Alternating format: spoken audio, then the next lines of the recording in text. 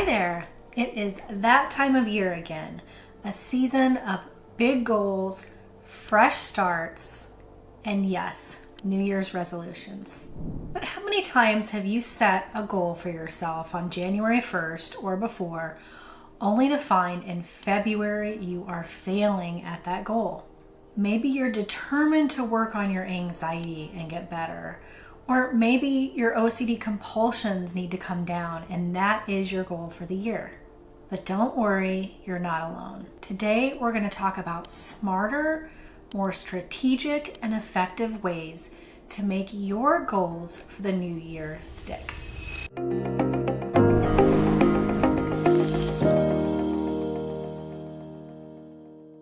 First, let's talk about why New Year's resolutions typically fail. Here's a few of them. Number one, they're too vague. We want to get healthier, we want to lose weight, we want to get rid of OCD. They lack clarity and action steps. Number two, they're unrealistic.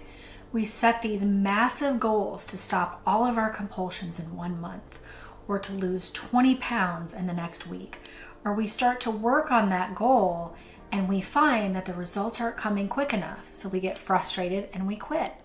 And the third reason is the all or nothing thinking. Maybe you're trying to make a change and you do pretty good for a couple days, and then one day you go and you eat that snack or you do that compulsion and you think, it's all over, I'm done, I can't do this.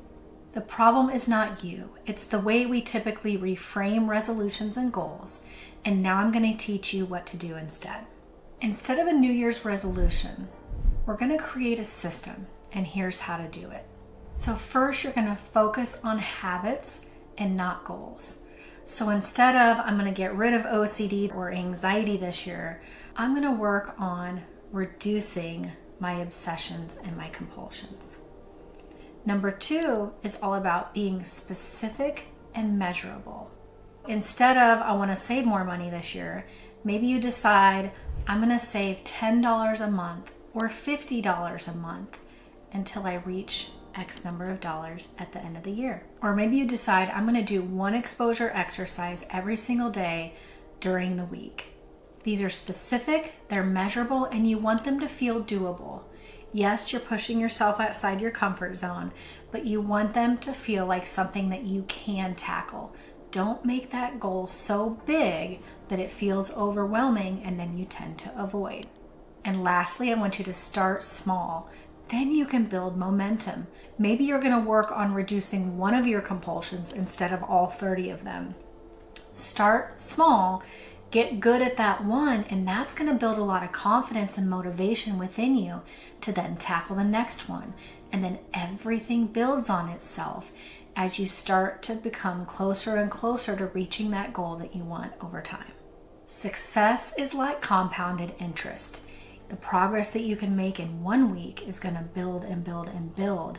And when you look back 12 weeks later, it feels like really big progress. Now that you have a smarter strategy, let's talk about how to make it stick more long term. First, you're going to track your progress. One of the things that makes my clients so successful is our compulsions tracker. A lot of people know they're not supposed to do compulsions, but they've never identified them all, and I promise you have more than you realize. And they really don't know which ones they're doing and how often. They don't really know which ones have gone up and which ones have gone down. So tracking your progress is really important. We don't want to do this compulsively. You can take 10 minutes once a week and do this, but tracking where you started and where you're going is really important. If you're interested in downloading one of our compulsions trackers, you can click on the link in the description and we'll share that with you. Next, you're going to create a little bit of accountability. Tell other people what you're doing. Tell them, hey, this is what I'm working on. Can you follow up with me in a week and see how I'm doing? This will help you stay accountable instead of everything being internally or in your head, which then it gets really easy to avoid and stop doing over time. And lastly, I want you to celebrate the small wins. Recovery from anxiety or OCD or any goal, even losing weight, is all about very small wins over time.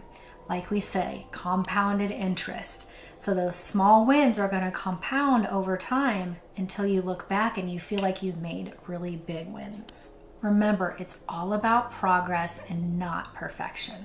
So let's recap. Here is your strategy for a successful year, no matter what your goal is. First, you're going to focus on habits instead of unrealistic goals. Second, you're going to be specific and you're going to start small. Third, you're going to track your progress, you're going to build accountability, and you're going to celebrate your small wins. And lastly, you're going to practice reminding yourself that this is about progress and not perfection.